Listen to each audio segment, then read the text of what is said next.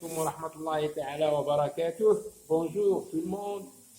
Dans cette vidéo, nous allons entamer une autre série de cours d'apprentissage. On va entamer, en parallèle avec l'apprentissage de la lecture du français, là on va faire aussi l'initiation à la lecture de l'arabe.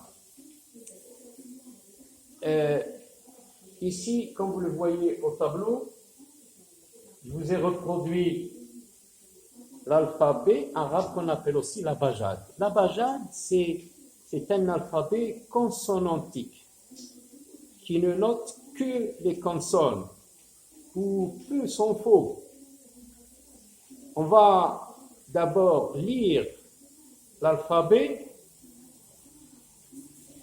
Alif, ba, ta, ta, ta, ta, ta, ji, ha, ha, dal, r, entre le D et va.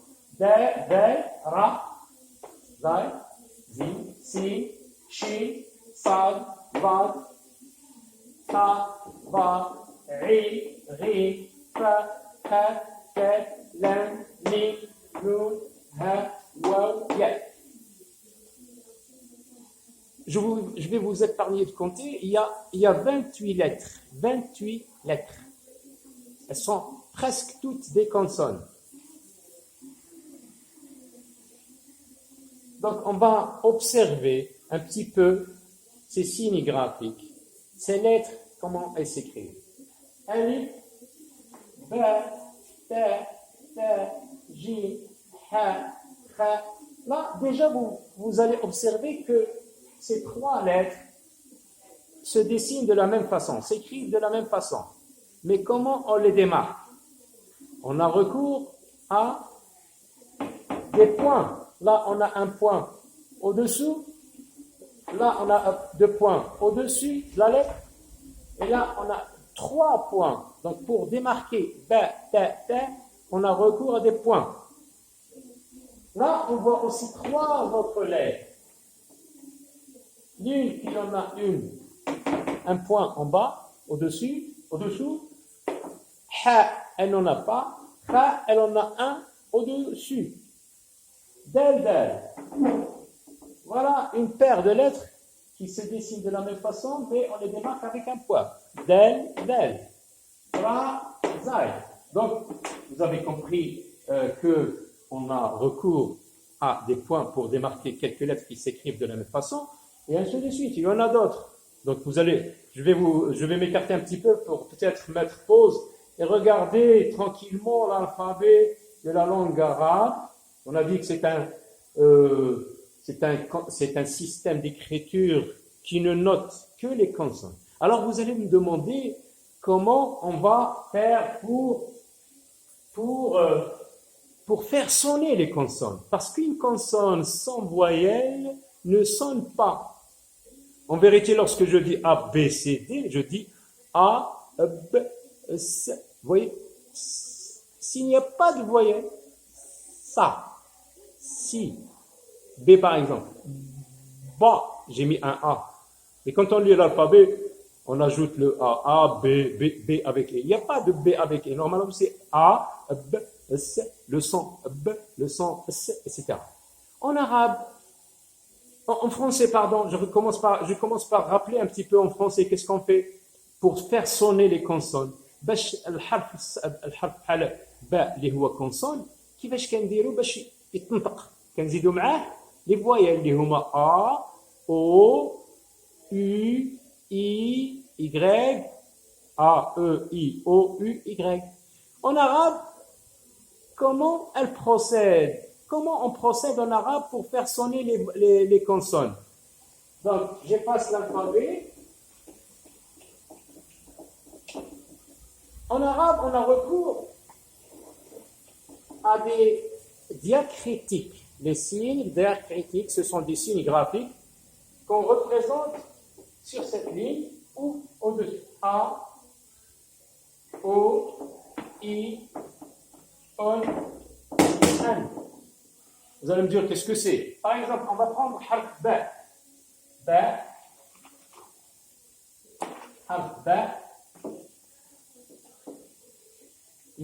comme ça on a vu. D'accord?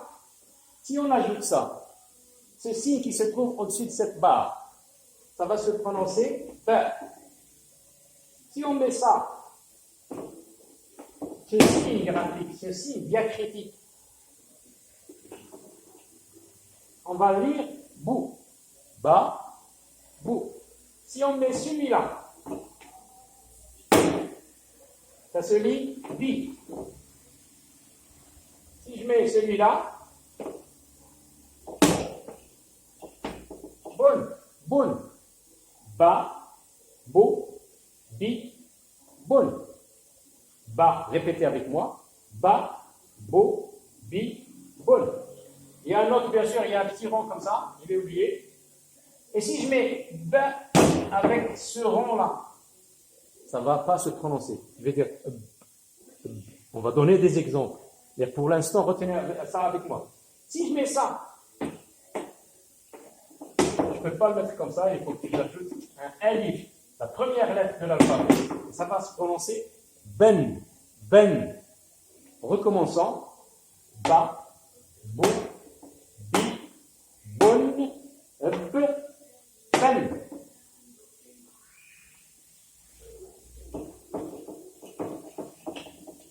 Donc, on a dit qu'on a recours aux signes, les diacritiques. Les diacritiques sont des signes graphiques, comme on a vu sur la barre. Donc, comme on a dit dans les vidéos, vous avez la chance de revenir sur ce dessin de la barre des diacritiques. Vous les observez, ceux qui sont au-dessus, ceux qui sont au-dessous, pour les mémoriser un petit peu.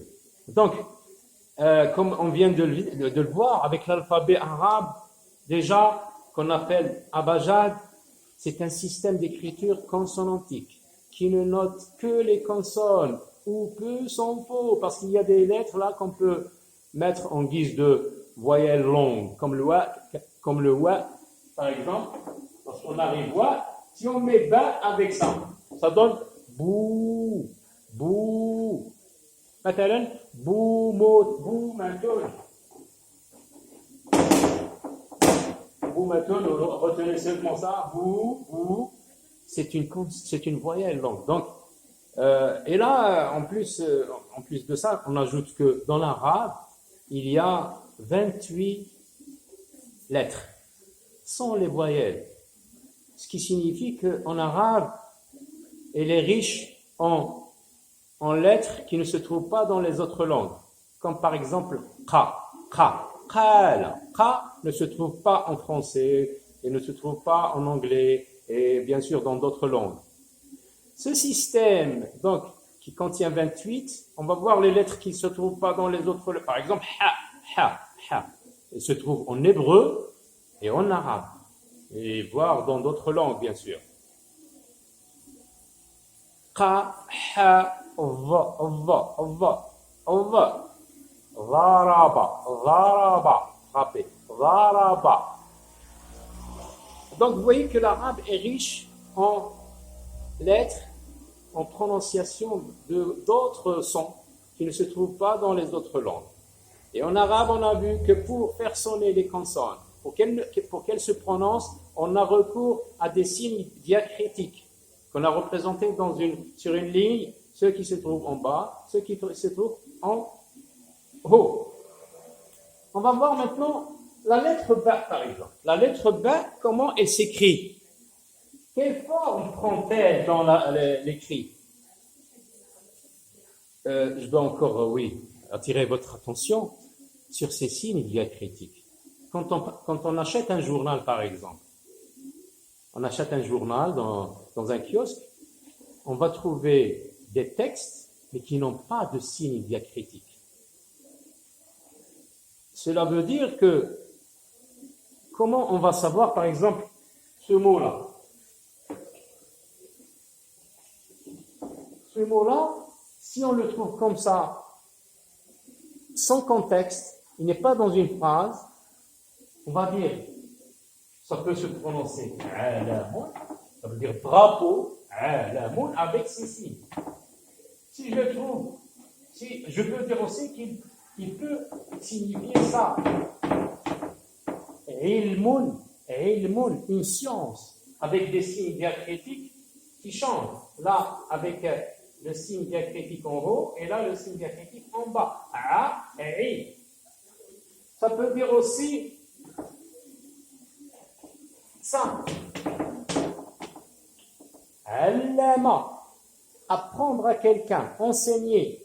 Donc, j'ai juste un exemple pour vous dire que pour celui qui achète un journal, il est supposé connaître ses règles. Il va deviner le sens du mot dans le contexte. Si je dis par exemple Alamu biladi yurafrifu fis samai, je vais le traduire, donc je vais comprendre qu'il s'agit de ce mot. Alamu biladi yurafrifu fis samai. Donc je ne vais pas dire ilmu biladi, non, c'est alamu, ça veut dire c'est le drapeau de mon pays, flotte ou bien vole, comment, si on le traduit là, littéralement, flotte dans le ciel. Donc, pour quelqu'un qui lit un texte sans diacritique, il est supposé connaître ses règles. On passe donc à la lettre B pour vous donner donc une idée comment ça s'écrit. Dans l'alphabet, on le trouve comme ça. Mais quand on l'assemble à des lettres, quand on le combine avec des lettres, il peut prendre cette forme comme ça. Au début du mot. Ou bien lorsqu'il est précédé d'un wa ou d'un alif. Parce qu'on ne peut pas attacher wa avec ba. Non. Dans ce sens, bien sûr. On peut le trouver, donc, il s'écrit comme ça. Il s'écrit comme ça à l'intérieur du mot. On peut le trouver comme ça. Ou bien on le trouve comme il est écrit dans l'alphabet à la fin du mot, ou bien sûr, oui, à la fin du mot. Par exemple, je vais donner un exemple comme ça. Babun. Vous voyez, cette graphie-là, ce dessin-là, au début du mot, il est là. À la fin du mot, il est là. Au milieu du mot, par exemple, on va dire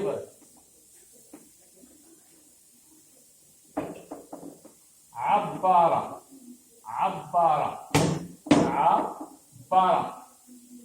Abbara, c'est exprimer. Abbara an masha'irihi, abbara an dakhilatihi, an asra'i l'akhiri.